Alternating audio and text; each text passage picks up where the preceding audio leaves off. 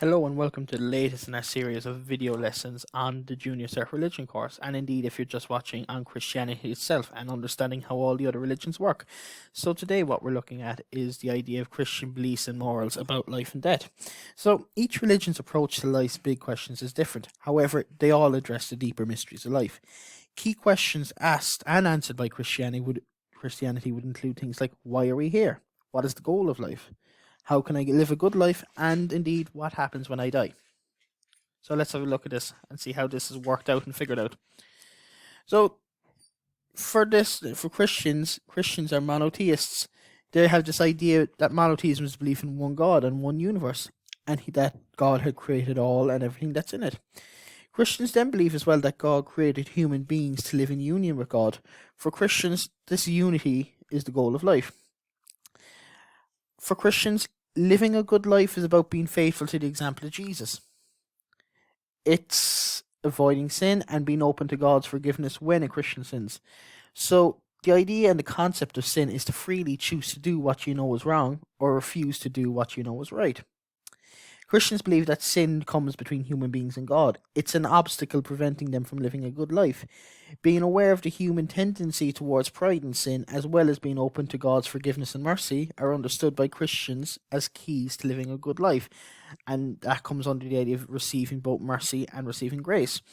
So, what happens to Christians and what are their beliefs after they die? And is there a life after death? Well, according to the New Testament, it offers important insights into the Christian idea of the afterlife.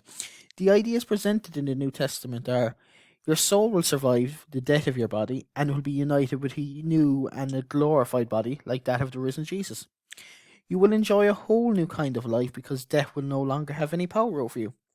And just as the risen Jesus was still the same person the apostles had known before his death, so you too will survive death with your individual identity intact. For Christians, then, this means that death is not the end. Death is simply a moment of transition, i.e., it's a crossing over of this life from the next, or a moment of translation, whichever way you want to look at it. Christians believe that after death, we are held accountable for our actions in this life. They refer to this as the judgment. Now, people will be judged by the standards set by Jesus during his public ministry. Following this judgment, Christians believe there is to be three possible destinations: heaven, hell, or purgatory. And now we know Judgment Day isn't literally going to be the day where the world ends and hellfire and brimstone, but the Christian understanding of that is more of that everyone's going to have their own individual Judgment Day when they die. So, heaven is an everlasting state of perfect happiness and peace in the presence of God. Purgatory is a process of being made pure. It prepares you for entering heaven. It frees you of all those things that prevent you from loving God and loving other people in the eyes of Christians. So purgatory, for want of a better term, is like a waiting room. And hell then is understood to be a state of total separation from God that lasts forever. It's the idea that hell is self-imposed. In other words, that you make your own hell. It is your final destination if you have freely rejected God and have chosen to live a completely destructive and selfish life, according to Christian teaching. Now we look at the idea of sin, and we look at that through Adam and Eve. So in Christian teaching, there are two types of sin. You have original sin and you have actual sin. Even though we know the difference between right and wrong, human beings often choose to do the wrong thing. We often find it a great challenge to do the right thing. So Christians say that this is because of what they call the original sin. They tell the story of Adam and Eve to explain what original sin is.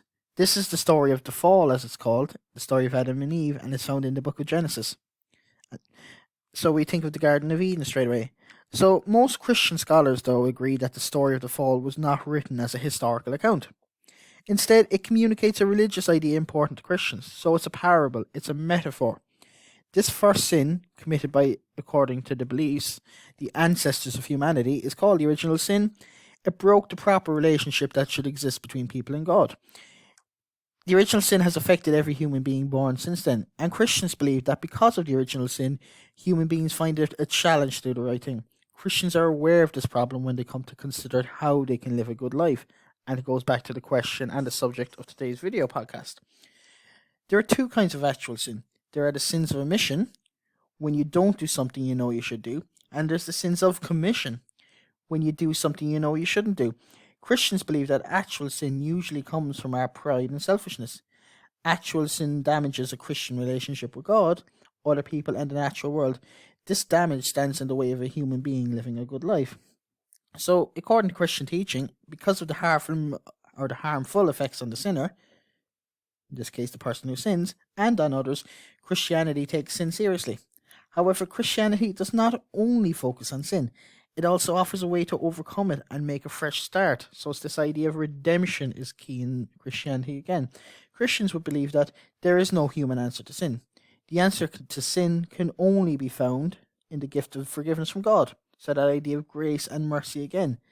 They believe that God sent his only Son, Jesus Christ, to free the believers from the power of sin, and that during the public ministry, Jesus announced the forgiveness of sins. He demonstrated his power all over the harmful effects of sin in the world, such as disease, loneliness, and starvation. Jesus said that God has unlimited love, even for the worst of us, that God forgives sins, and when the sinner really wants to reform his or her life. So a major occasion of forgiveness in the Catholic tradition of Christianity is called the Sacrament of Reconciliation, also called confession. If a believer is truly sorry for his or her sins and is willing to make up for the damage done, the priest is authorized then to forgive these sins. And it's the belief within Christians that only God can forgive sin, but in this context, the priest is authorized to act in God's place. That's all on today's class for this. Please remember to subscribe so that you'll get notifications every time a new video is uploaded in history or English or religion. That gives us a greater understanding of the world around us.